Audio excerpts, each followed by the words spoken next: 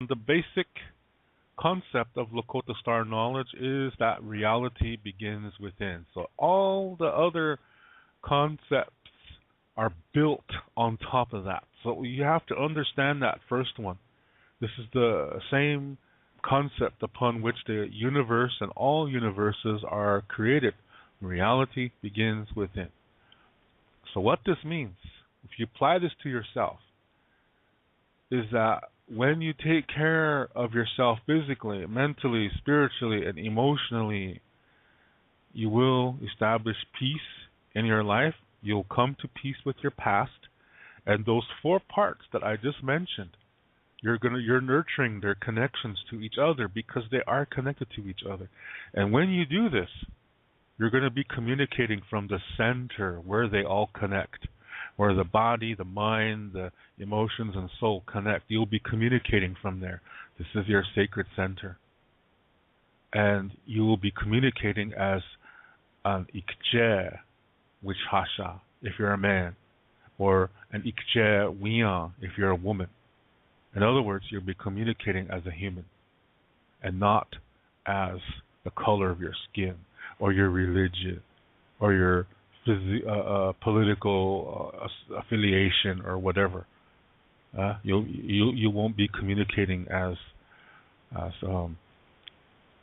whatever your outside identity is.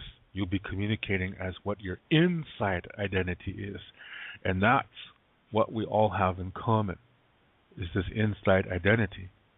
So when you live this way, you took the time to know yourself to establish peace in your life. Yeah? So all the difficulties that you had in your past, you come to peace with that. And when you think about them, it doesn't bother you. You've learned from them. You've made the best from them. You've come to peace with it. And this opens up other nice memories that you forgot. Yeah, from your past. And when you think of those memories, you feel good again. That's medicine. So it's actually giving you medicine when you live this way. And what's really important is when you live this way, you are always I shouldn't say always. When you live this way, you are most of the time in the present moment, in the here and now. And this is a really good place to be because this is the best place where you can solve, difficulties, enjoy your blessings, and you influence your future in this way. Yeah? When you're living in a healthy way like this, you're influencing your future in a healthy way. This is where you have power over your future. Yeah? That's wonderful. That's beautiful. So, let me say that again.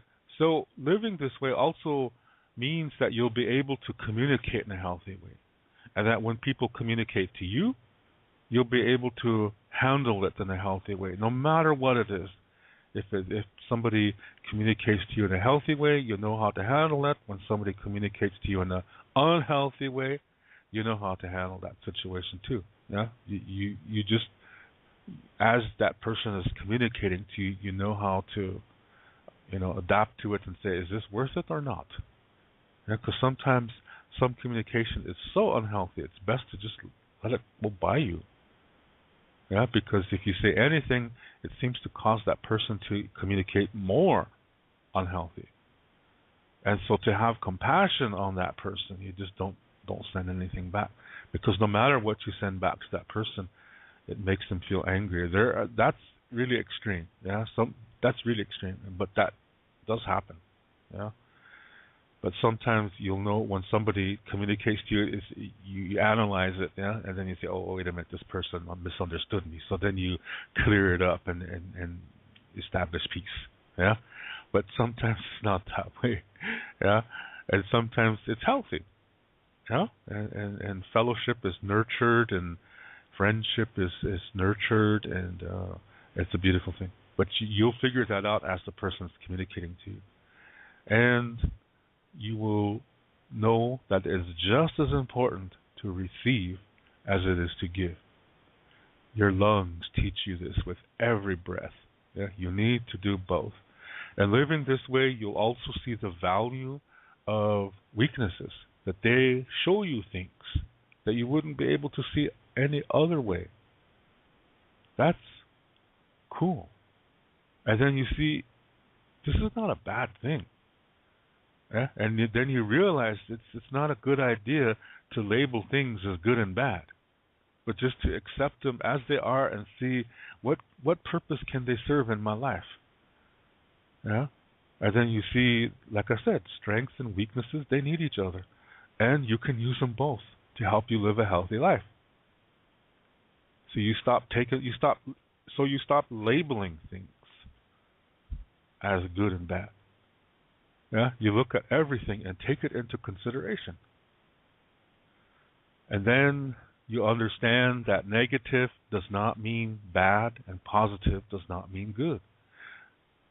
You're going to start to see that, you're going to start to learn another, let me say that again. You're going to start to learn that Lakota Star Knowledge is also teaching there's going to be at least 3 perspectives to everything. So then you see that negative is just it's a learning school. It's another perspective. It might include some difficulties, but difficulties are opportunities. You just have to examine it as best as you can from as many perspectives as possible, and then learn from it. And when you do that, the emotions that came with that experience are going to leave and bring you peace, knowledge, and wisdom, which are blessings. Now you can help others. Yeah? It's beautiful. And you will see, like I said, there's going to be at least 3 perspectives to everything. And that it's not about which one is the good one or the bad one. It's what can I learn from this? Is this something I can enjoy? Is this something that is giving me peace? There's going to be at least 3 perspectives. At least 3. Most of the time, there's going to be more. Yeah. So when you find them, learn from them, enjoy them, yeah, be at peace with them. The peace inside of you is nurtured. It stays there. This is the Lakota Star Knowledge way of living. There's no religion involved. There's no ceremonies involved. It's a way of life. It's a way to live with yourself and with nature and with others and with the universe in peace. Duality. Duality is when a person looks at something and says, which one is the good one? Yeah? So he sees something and he looks at the perspectives and he just chooses one that he likes and rejects the rest. Remember what I said earlier, Lakota Star Knowledge says that there's at least 3 perspectives to everything. A dualistic person looks at these 3, chooses one, and rejects the other 2. And he sees the situation in only 2 parts. Hence the word dual. In duality, dualism. So what he's done is he's accepted only 1/3 of it. The other 2/3 he counts as one piece and just rejects it, but it's still 2/3. It's not 1/2, it's 2/3. In his mind, he sees it as 1/2, but it's not. It's 2/3. So you see, he only accepts 33% of reality. That includes emotions. He only accepts 1/3 of it. That means 2/3 of all the experiences of his life. 2/3 of the emotions of all those experiences are trapped inside of him. And the more he lives this way, the more closed-minded he becomes, and the less peace he has. He's got chaos inside of him. He doesn't know himself. So when he meets something or someone for the first time, he judges it right away. If he likes it, he says it's good. If he doesn't, he says it's bad, it's evil, must destroy it, must change it. They must control it. They must oppress it. That's what duality brings. Oppression and victimization. Yeah? It brings oppressors. It makes people into oppressors and or victims. And this is where, they try to just do things that they like. So in other words, when they run into difficulties, they reject it, they deny it, they hide from it, they say it doesn't exist. And then they say it's the enemy. So they stay away from it. And they do whatever they can to stay away from it. Even to the point of developing belief systems, like religion, that's man-made, to dwell in one emotion. And all that is rejecting at least 67% of reality. Yeah? So look at all that emotion that gets trapped inside of them. And because of that, they cannot develop emotionally. Because all those emotions are trapped inside of them. They're denying they're there. But they are. They've trapped themselves. And before you can develop spiritually, you have to develop emotionally. They go hand in hand. So if a person is living this way, he's not developing emotionally, which means he's not developing spiritually. I'll say that one more time, just to make sure. When a person lives this dualistic way, they are not developing emotionally, which means they cannot develop spiritually either. And this is going to affect them mentally. It's going to make them mentally ill in many cases. In most cases, it's just going to kind of like close their minds. And then they get physically sick. And this is where your psychosomatic illnesses come from. This is how they develop. Your body will get physically sick. Do you see? The body, the mind, the emotions, and the soul are all connected. So if you neglect one part, eventually the other three parts are going to go down too. When you focus on only one part, again, the other three are going to suffer because they're being neglected. Yeah? Again, if you only focus on one thing, the other parts are going to get neglected and you still get sick. So dualistic people, they'll create a belief system where happiness, eternal happiness, is the main goal. See? To just stay in one emotion. Remember what I said earlier, emotions are really, they're just part of an experience. They're part of a learning experience. If you're healthy and you're making the best of it, emotions will leave and bring you peace, knowledge, and wisdom. But dualistic people, they force a certain emotion to stay. And when they do that, they don't develop. They try to hide from fear, pain, sadness, anger. They try to hide from those and say those are bad things to feel. Do this and you'll be happy all the time. That's what they promise their people. That's how they get people to join them. Because it's nice to be happy. Feels good. They say if you follow our way, you'll be happy forever.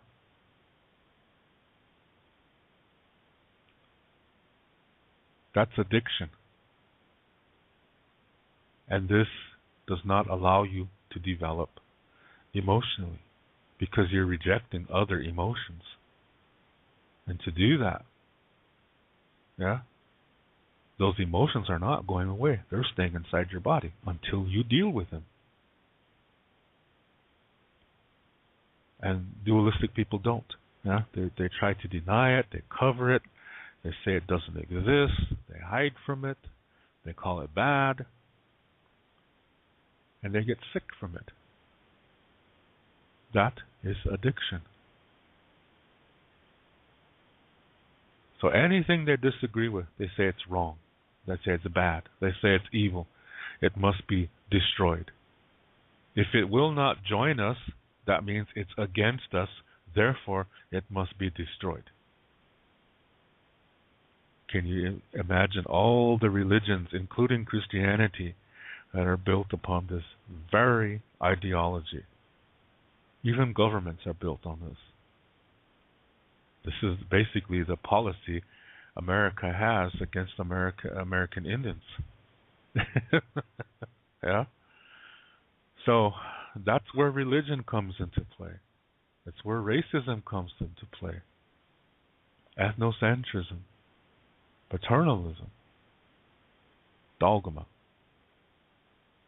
Yeah? Ethnocentrism, for those of you that don't know, is when people judge other cultures based on their own, which means that they think their own culture is better than others.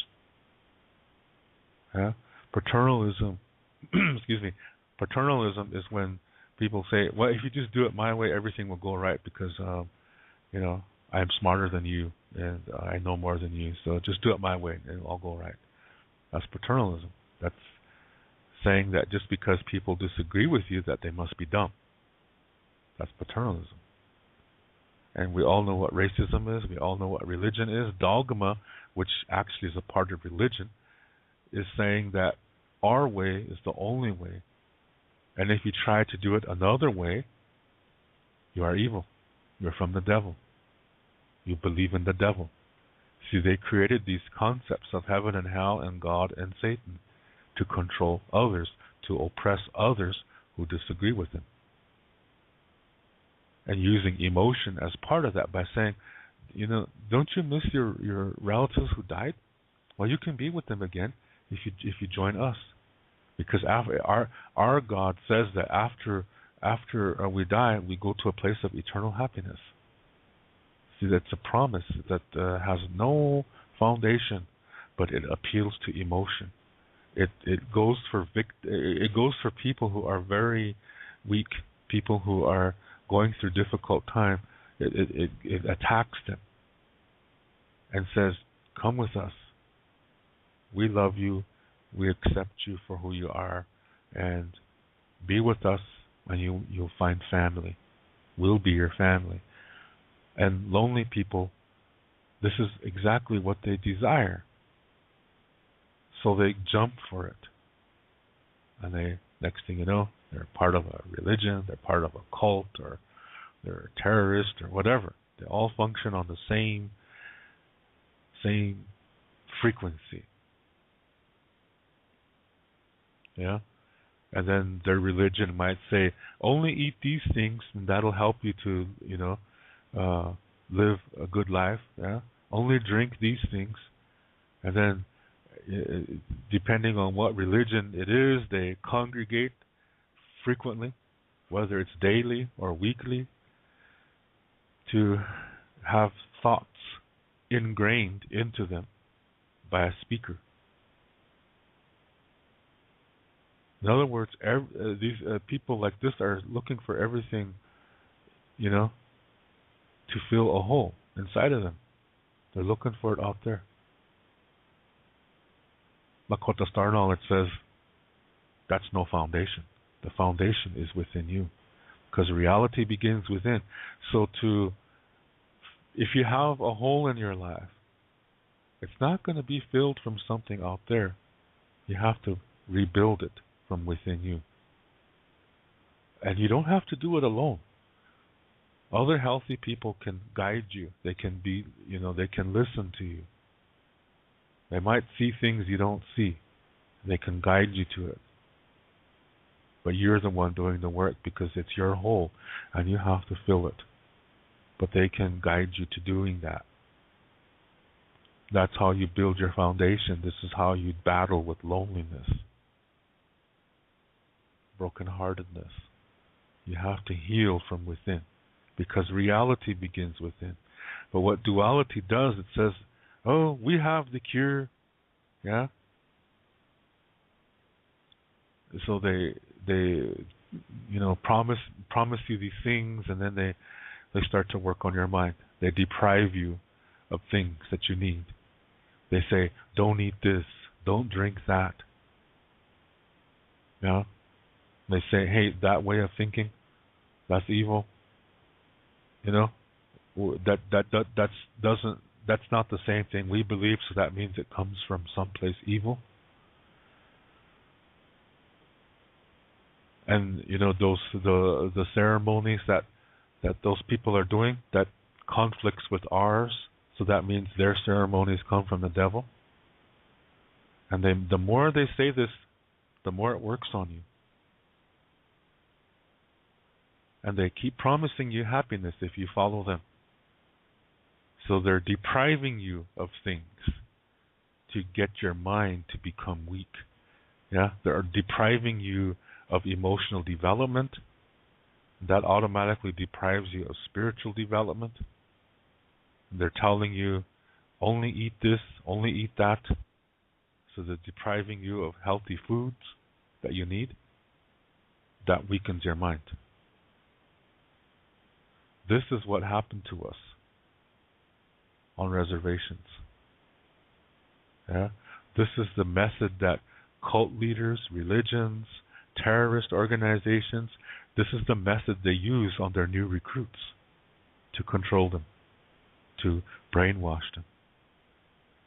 In the late 1800s and early 1900s was the beginning of the reservation time in America and the reserve time in Canada. And this is what happened to us. And these reservations were like prison camps. And we couldn't leave. We were not allowed to have weapons, so that meant we couldn't hunt. We were deprived of the foods that made us physically strong. We were told not to speak our language and not to do our ceremonies. Then the churches came to the reservations. Remember, we can't leave them. They're like prisons. And the churches, the priests, they learned our stories. They even learned our languages. And they said that our belief systems conflict with the Bible. Therefore, our belief systems come from Satan. By this time, because we're deprived of things that our bodies need, we're hurting emotionally and spiritually, we became weak-minded and began to accept what these priests were saying. This is, like I said, this is the same method that cults and terrorists use on their new recruits. So the Indians in the early 1900s became strong Christians. They threw down their Indian ways and they became Christian. There were some who refused. They were sent to a mental asylum in Canton, South Dakota, to die. The priest told the government agents in charge of the reservation. They said that these Indians that don't want to go to church, they're crazy. So the Indian agent, who's a white guy from Washington D.C., who's sent there to run the reservation, since we couldn't speak English. Yeah, he would then send these radical Indians to this mental institution. There was just one in America. It served all Indians in America. So any Indian who refused to become a Christian, or if there were holy men or holy women, medicine men, medicine women, they were sent there too.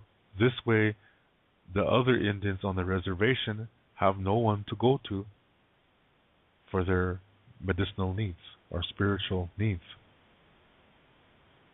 So all the healers were sent to this mental institution to die. The priests said that their work is from the devil. So we need to get rid of them. We cannot have them influencing the people away from God. Their God. That's a man-made concept, as I said earlier. Yeah. So that's how it was at the beginning of the reservation time period. And then children born from that time. Were born into strong Christian households. We're talking 1930s now. Those are the elders of today. They are not the connection to the ancient past. They're the connection to the time when reservations were extremely dualistic. In other words, Christian. Then the government set up these boarding schools to take children hundreds of miles away from their families, and all they faced was abuse. They were murdered, they were tortured, they were humiliated, intimidated daily by the teachers and any adult people at these schools. They were molested, they were raped. There's a lot of unmarked graves around these schools. All they saw was abuse. They couldn't even talk about home. They were tortured if they were. So those that made it out, they really didn't survive. Yeah, they made it out, but they did not survive because they still have post-traumatic stress disorder. And they never learned the proper parenting skills because they were told that their parents died. So they stayed at these schools all year round. So when they grow up and have children, they don't know how to be healthy parents because they never received healthy parenting themselves. They tried their best. But what resulted was dualistic children. And they didn't want their children to go through what they went through, so they didn't teach them their language, they didn't teach them their culture or stories. And if there were stories, they dualized them. They put in the element of good and evil. But that's not the original story. That's the Christian tainted version of the story, of what they told to their children. So here we are, several generations later, and this is the reason why most Indians don't know Lakota Star knowledge. They don't know their language. All they know is dualistic versions of it, but they don't know the true form.